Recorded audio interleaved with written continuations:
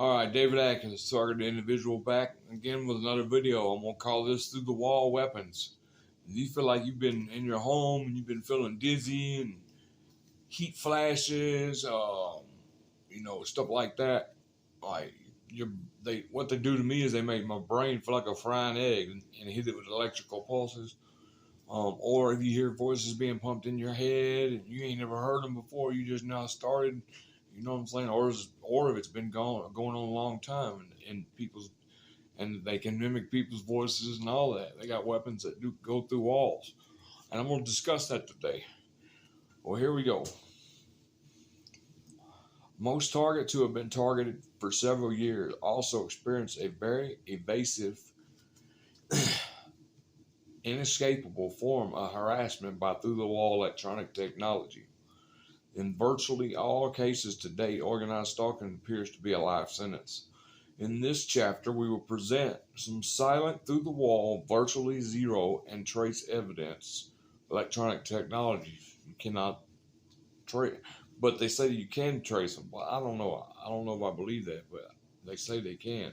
And I'm sure there are ways which can be used to literally destroy any kind of quality of life a target may hope to have in the privacy of his home. And if somebody contacts you and says, look, I can stop all that, you know what I'm saying, research them first, or make them sign a contract where if whatever you pay him or her to do does not work, you get your money back.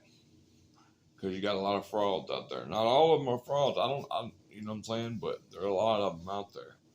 Surprisingly, though, those technologies are not government secrets and have been available to anyone with upper middle class income for 1 to 5 decades. Since the 50s, 58. The reason you may not be aware of them is they were developed for legitimate uses, and some have not been widely publicized. And you might have one of them right now in your home. These technologies use the ability of radio signals to penetrate non-conducting walls and use frequencies and modulation signal shaping methods which produce effects which are useful for covert harassment. Here is the list of through-the-wall technologies currently available. Weaponized microwaves, or any source of high-power microwave. A simple microwave can be open door removed with the doors interlocked and held against the bedroom wall of a target in any apartment or building. This device can cause a variety of disabling medical symptoms. Some of the symptoms of microwave exposure are asthma, cataracts, headaches, memory loss, early Alzheimer's, bad dreams, depression, fatigue, concentration loss, appetite loss, heart and blood pressure problems, and cancer. Targets do not report those symptoms, however.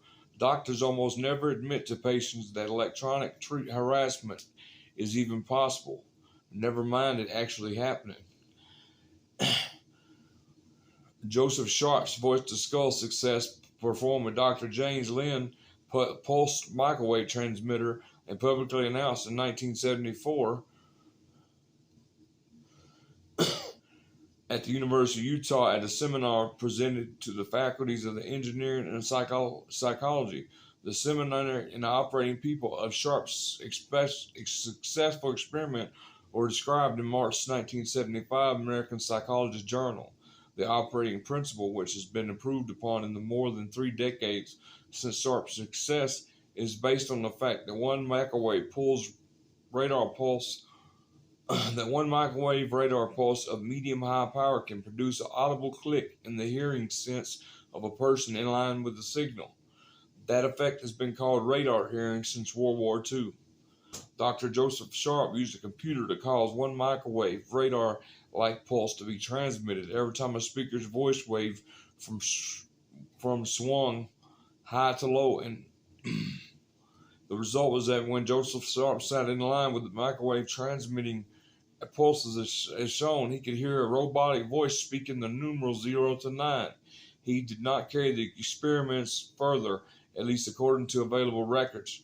Sharp's experiment took place in 1973, although the potential for microwave radiation to cause cancer wasn't as widely known. It may be that radiation danger is the reason that this technology has not, at least publicly, been developed further. Research into radar hearing by Dr. Alan Frey in the 1960s established that roughly 0.3 of a watt per square centimeter of skull surface is required to generate the clicks from which the voice is synthesized. Synthesis of the voice from clicks is a primitive form of digital audio. For some years in the 1990s and early 2000s, the United States Army recognized voice-to-skull technology, which they abbreviated V2K, in their online thesaurus. For reasons unknown, the Army removed that thesaurus entry circle in 2007. Some references to developing more advanced types of voice-to-skull can be found among patents and rare United States Air Force references to the technology in the late 1990s. Voice-to-skull, a commercial version dubbed Medusa, Mob Excess Deferent using silent audio, was proposed for commercial development for the military and police use. Per ABC News in summer 2008, targets report evasive and sound transmissions of good fidelity at various times of the day. Voices saying profane and disparaging things are common. False sounds of telephones ringing, pagers beeping, alarm clocks going off, knocking on the target's door, and other sounds have been reported. The fidelity of these transmitters indicates improvement over the method demonstrated by Dr. Joseph Sharp. It's got way more advanced. Imagine that. Silent sound. Over Lowers silent sound, U.S. Patent 5159.703 is the current method for subliminal sound. Silent sound replaced time-sliced subliminal sound, in which small slices of a subliminal message were inserted into an audio stream, such as a movie or a TV, to influence the listener. Silent sound is mixed with audio and places the department store background music system to discourage shoplifting. Although enhancements have been developed, at its simplest, a silent sound voice encoded takes a spoken message and uses a circuit similar to a telephone voice changer to raise the frequency of the voice up near, but the upper limit of the human hearing. The listener hears a fluctuation high-pitched tone and any words cannot be discerned consciously. However, the brain can subconsciously decode the words. The brain takes advantage of the fact that the upper limit of hearing, the sensitivity to frequency, drops off. The sensitivity curve is sloped downwards in the silent sound frequency range, roughly 14 to 16,000 hertz cycle per second. For readers with knowledge of radar detector circuits, recovering audio from a frequency modulated converted voice signal is done using a slope turning system. Silent sound is not a through-the-wall device by itself. However, when silent sound is transmitted to a target by way of voice-to-skull wall transmitter, if the target is susceptible to hypnosis, and many people are, the target's thought process and personality could be severely disrupted over time, and the target would have no idea why this was happening, as the sound is essentially silent. The target may hear high-pitched tones or hiss, but no words. The target would be much less able to resist hypnotic suggestions than with audible speech. It should be noted that many targets report hearing frequent or constantly high-pitched tones or hissing. Silent sound subliminal hypnotic suggestion can also be piggybacked onto the target's cable or TV radio listening, or even just sent as a sound through the air. An old medical device called the Russian LDA machine, a pulsed 40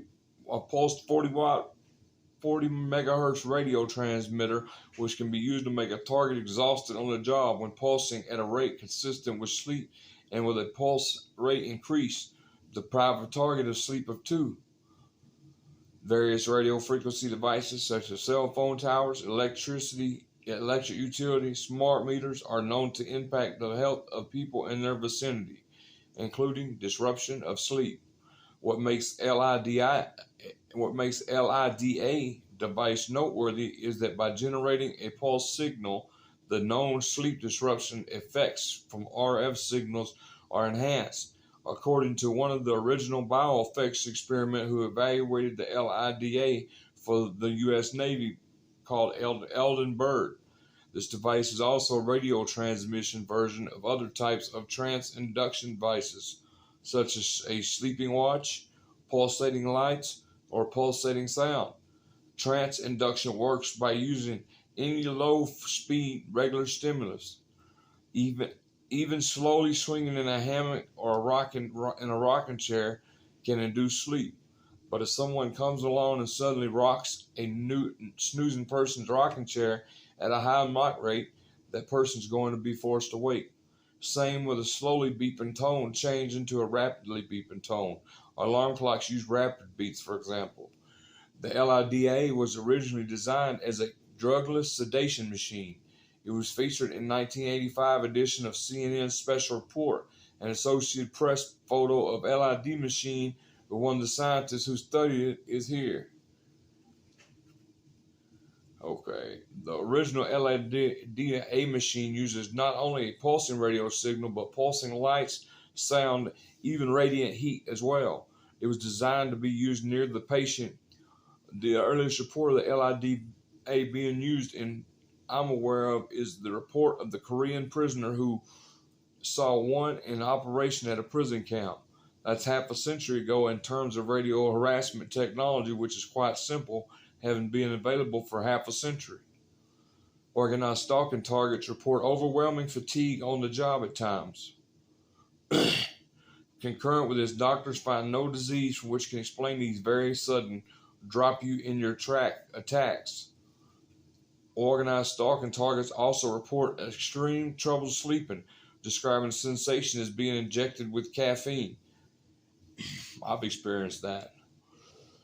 Through the wall radar, through clothing, radar, widely used at airports and by police to look through clothing for hidden weapons. The harassment potential of this technology in the hands of organized stalking gangs is obvious.